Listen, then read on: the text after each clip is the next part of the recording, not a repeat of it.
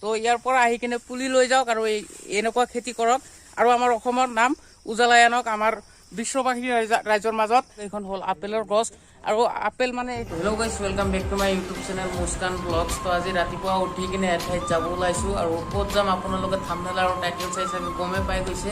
আৰু উঠিয়ে মানে চিৰাজুলক কল কৰি দিছোঁ, চিৰাজুল আহি আছে আৰু মই আৰু চিৰাজুল যাম। আৰু আপোনালোকে এইখন ভিডিঅ' গোটেইখিনি চাই থাকক আৰু ভিডিঅ'খন চাই কেনেকুৱা পায় কমেণ্ট কৰি জনাব। আৰু চিৰাজুল আহি লওক, তাৰপিছত আমি ওলাই যাম ঘৰৰ পৰা। অ'কে, তো ফাইনেলি আহি পাইছে চিৰাজুল আৰু এতিয়া গৈ আছোঁ। আমি ক'ত গৈ আছোঁ আজি? আজি গৈ আছোঁ আমি এখন ঠাইত মানে চাই থাকক কোনখন ঠাইত। অলপ পিছত গৈ আছোঁ, ক'ত গৈ আছোঁ। অ'কে, তো ফাইনেলি আহি পালোঁ গেৰুৱা। আৰু গেৰুৱাত কিয় আহিছোঁ আপোনালোকক কোৱা নাছিলোঁ, মানে গেৰুৱাত আহিছোঁ ড্ৰেগনৰ খেতি দেখুৱাবলৈ আপোনালোকক। মানে ড্ৰেগন বুলি ক'লে আপোনালোকে চিনিয়ে পাই চাগে, ড্ৰেগন এটা ফল হয় আৰু ইয়াৰ খেতিটো আমাৰ অসমত মই এই বছৰতে ফাৰ্ষ্ট দেখিছোঁ আৰু আমাৰ গেৰুৱাতেও কৰিছে এজন দাদা। তো সেইকাৰণে আমি আহিছোঁ, মোৰ সন্মুখতে আছে ড্ৰেগন খেতি আৰু তাত গৈ কিনে আপোনালোকক ভালদৰে দেখুৱাই আছোঁ। ফাইনেলি আহি পাই গ'লোঁ ড্ৰেগনৰ খেতি। মানে এইখন হ'ল ড্ৰেগনৰ গছ আৰু এইখন সৰু গছ, ইয়াত ড্ৰেগন লগা নাই। আৰু এইখন আগত আৰু এখন আছে ড্ৰেগনৰ বাগান, তাত লাগিছে, তাত গৈ লওক দেখুৱাই আছোঁ আপোনালোকক।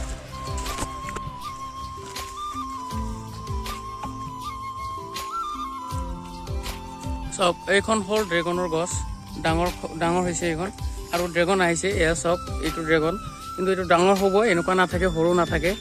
এইটো আহিছে, বহুত আহিছে। মানে কিছুদিন আগতে ড্ৰেগন ইয়াৰ পৰা উঠাই কিনে বিক্ৰী কৰিছে। এয়া ড্ৰেগন, বহুত ড্ৰেগন আছে। এইখন গছ চাই লওক, এনেকুৱা চাওক কিমানখিনি মাটি কৰিছে ছাৰে। ড্ৰেগন ডাঙৰ হ'লে কালাৰ এইটো আহে ড্ৰেগনৰ। আৰু এইখন ছিঙি গ'ল চাগে, এইখন পাখিয়ে খাইছে। চাওক ন দাদা, এইখন ড্ৰেগন কি হৈছে, পাখিয়ে খাইছে ন? অঁ, অ'কে। তো ছাৰক লগ পালোঁ, ছাৰৰ নাম চন্দন দৈমাৰী ছাৰ। আৰু নমস্কাৰ পোনপ্ৰথমে। অঁ, আৰু ছাৰ মানে কথা হ'ল, ছাৰ এজন খেতিয়ক নহয়, আপোনালোকে ভাবি আছে চাগে, খেতিয়ক নহয়, ছাৰ এজন টিচাৰ হয়। আপুনি হাইস্কুলৰ টিচাৰ ন? অঁ, ছায়েন্সৰ টিচাৰ। ভাবক আপোনালোকে, হাইস্কুলৰ ছায়েন্সৰ টিচাৰ হৈ কিনে আমাৰ অসমত এট ফাৰ্ষ্ট আপুনি ড্ৰেগনৰ খেতি কৰিছে। আপুনি প্ৰচেছটো ক'ৰ পৰা লৈছিলে? ৱেষ্ট বেংগলৰ পৰা। আচ্ছা, ৱেষ্ট বেংগলৰ মানে ছাৰৰ এজন ফ্ৰেণ্ড আছে, সেইজনেও মানে এনেকুৱা খেতি কৰে আনকমন। আৰু ছাৰক মানে এডভাইচ দি থাকে যে তুমিও কৰিব পাৰিবা। আৰু আপুনি খেতিখন কৰি কিনে ফলাফল কেনেকুৱা পাই আছে অসমত? বৰ্তমান চবৰ পৰা এনকাৰেজ পাই আছে। আচ্ছা, চবেই যেনিবা কয় আৰু কি ভাল কাম কৰিছে, চবকো যেনিবা এতিয়া ফাৰ্মাৰক মটিভেশ্যন কৰিব পাৰিব। হয়, আপুনি এটা কাম কৰিছে, আমাৰ অসমৰ যিমান ফাৰ্মাৰ আছে আপুনি মানে খেতিটো আপুনি মটিভেশ্যন কৰিছে। আপুনিয়ে মটিভেশ্যন বুলি ক'ব লাগিব, কাৰণ এট ফাৰ্ষ্ট আপুনিয়ে, আমাৰ ফালে আৰু বহুতে কৰিছে এতিয়া ছাৰক চাই কিনে। ছাৰৰ পৰাই লৈছে চাগে পুলিবিলাক ন? পুলি আপুনি বিক্ৰী কৰি আছে। যিয়ে নহওক, খেতিৰ পৰাই মানে ড্ৰেগন উঠাই লৈ যায় ন বেপাৰীবিলাকে? মই যেনিবা বাজাৰত আপুনি খেতিত আহিব নালাগে একচুৱেলি ন, মানে নাহিলেও চলি যায়। ইয়াৰ পৰাই এটা মানে মানে আপুনি ইয়াৰ পৰা কিমানকে কেজি? 250 বৰ্তমান দি আছে। 250 দি আছে? যোৱা বছৰত 350 আছিল। বাহিৰততো বেছি বিক্ৰী হৈ আছে। 700, 800, 500 এনেকে বিক্ৰী। আমাৰ বিশ্বনাথত চাগে 400-500 টকা বিক্ৰী হৈ আছে। আৰু গুৱাহাটীত তেনেহ'লে চাগে আৰু বেছি হ'ব। গুৱাহাটীত কেনেকুৱা আপোনালোকে কমেণ্ট কৰি জনাব। মানে এইখন ড্ৰেগন খেতিৰ বাহিৰে আৰু আপুনি কিবা খেতি কৰিছে নেকি এনেকুৱা আনকমন? এনে ইজৰাইল আপেল আছে বৰ্তমান। ইজৰাইল আপেল ন? এইবছৰ প্ৰথম কৰিছে। মানে গছ সৰু গছ ন? 5 ফুট 4 ফুট এনেকুৱা হৈছে। ক'ত আছে খেতিটো? তাতে আছে, চাব পাৰিম এইটো? ঠিক আছে, এইটো চাই যাম, আপোনালোককো দেখুৱাই দিম। আৰু এইখন মানে গছ এখন পুলি লৈ লগালে, ড্ৰেগনৰ গছ যে পুলি এখন লগালে কিমান দিন লাগে প্ৰডাকশ্যন হওঁতে? এনেইতো 1 year লাগে যাব। 1 year লাগি যায় ন? আচ্ছা। বেলেগে কিন্তু 8 মাহত পাৰিছে বুলি, 8 মাহত পাইছে বুলি কৈছে, কিন্তু মই পাৰা নাই। আচ্ছা, মানে আপুনি মানে 1 বছৰ লাগি যায়। মানে এইখন খেতি আপোনাৰ ধৰক যে আমাৰ অসমত বেছিভাগ চব্জি খেতি হয়। আমাৰ ফালে যেনেকে ফুলকবি হওক, বন্ধাকবি হওক, তাতকেতো আপুনি মানে ইনকাম বেছি কৰি আছে। ইনকাম বেছি, মানে ইয়াত কষ্টটো কম বেছি। কষ্টও কম, আৰু এইবিলাক খেতিতকৈ ইয়াত কষ্টও কম।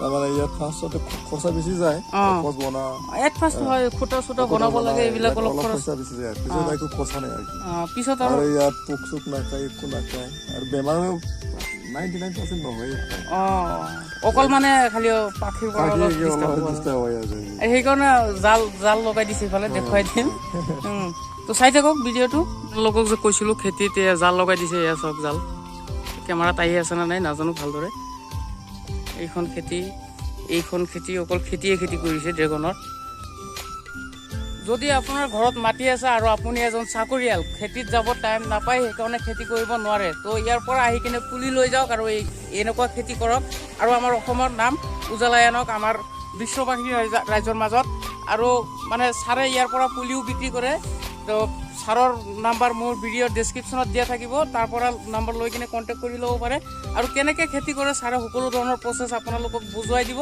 তো আৰু ইয়াৰ পৰা যাই কিনে তাতে আপেলৰ খেতি এটা কৰিছে এইটো দেখুৱাই দিম ছাৰে মানে আনকমন খেতি কৰি আছে আমাৰ অসমত আপোনালোকেও কৰক ছাৰৰ লগত আৰু আমাৰ অসমৰ নাম বিশ্ববাসী ৰাইজৰ মাজত উজ্বলাই লওক গছত একেবাৰে ড্ৰেগন কমো ধৰা নাই একেবাৰে বহুত কেইটা আহিছে ড্ৰেগন গছত আৰু এইখিনি নাথাকে মানে বহুত ডাঙৰ হয় ধৰক কেজিত 2-3টামান আহি যাব 1 কেজিত এনেকুৱা ডাঙৰ হৈ যাব আৰু মানে ইয়াৰ কালাৰটো তাৰপিছত ৰঙা হৈ যায় আৰু ছাৰে অসমত ড্ৰেগনৰ খেতি 10 বিঘা মাটি মানে 7 বিঘা মাটি এতিয়ালৈকে কৰিছে আৰু 10 বিঘা মাটি কৰিব বুলি প্ৰচেছত ৰাখিছে আৰু 3 বিঘাৰ কাৰণে মানে পুলি চুলি লগাই ৰাখিছে এতিয়া টাইম হ'লে লগাই দিব আৰু মানে তাৰপিছত আমাৰ গেৰুৱাত ড্ৰেগনৰ খেতি 10 বিঘা মাটি হৈ যাব আৰু ড্ৰেগনৰ দাম আপোনালোকে ক'ৰ চাই আছে ভিডিঅ'টো আৰু আপোনালোকৰ তাত ড্ৰেগনৰ মানে দাম কিমান 1 কেজি ল'লে কিমান টকা লয় এইটো আপোনালোকে কমেণ্ট কৰি জনাব ড্ৰেগন পকিলে এইখন কালাৰ আহে কিন্তু আৰু ডাঙৰ হয় এইখন ডাঙৰ হ'ব পৰা নাই কাৰণ এয়া চাওক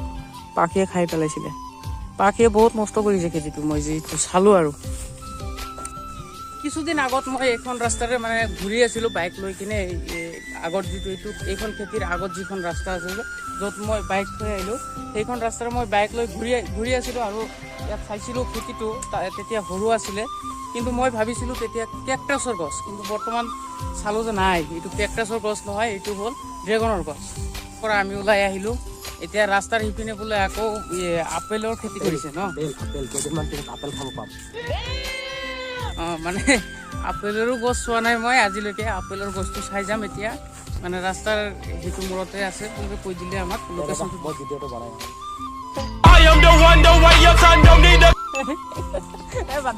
এইখন চাওক সৰু খেতিখন এয়া সৰু গছ লগাইছে জাষ্ট মানে কিছুদিনমান হৈছে আৰু আপোনালোকক যে কৈছিলোঁ আপেলৰ খেতি দেখুৱাই দিম এইখন চাওক এইখন হ'ল আপেলৰ গছ আৰু আপেল মানে এইখন কথাটো কাশ্মীৰৰ আপেল আৰু ছাৰক মানে চেলুট জনাব লাগিব আমাৰ অসমত থাকি কিনে ইমান আনকমন খেতি কৰি আছে আৰু চৰকাৰী চাকৰি থকাৰ সত্ত্বেও মানে এজন হাইস্কুলৰ ছায়েন্সৰ টিচাৰ হৈ কিনেও যে খেতিত ইমানখিনি মাথা মাৰি আছে ছাৰে তাৰ বাবে ছাৰক চেলুট জনাব লাগিব আৰু চাওক এইখন হ'ল আপেলৰ খেতি আপেলৰ গছ আপোনালোকক দেখুৱাই আছোঁ বেক কেমেৰাৰে চাই থাকক এইখন হ'ল আপেলৰ গছ মইতো আজিলৈকে জীৱনত চোৱা নাছিলোঁ অৰিজিনেল গছ আজিহে চালোঁ এইখন বগৰী চাগে এইখন আপেল তো ফাইনেলি ড্ৰেগন খেতিৰ পৰা ওলাই আহিলোঁ আৰু আহি কিনে বৰ্তমান আছোঁ এয়া চাওক গছৰ তলত কি মজাৰ ঠাই ছাদ বহি আছোঁ আৰু তলত গৈ আছে এখন নদী বৈ গৈছে তো বাদ দিয়ক এইবিলাক যাবই নদী যোৱাৰ কাম যাব তো কথা হ'ল তো আজিৰ ভিডিঅ' এইখিনি যদি চাই ভাল পালে লাইক কমেণ্ট শ্বেয়াৰ ছাবস্ক্ৰাইব কৰি দিব আজি বাই এইখিনি ন বাই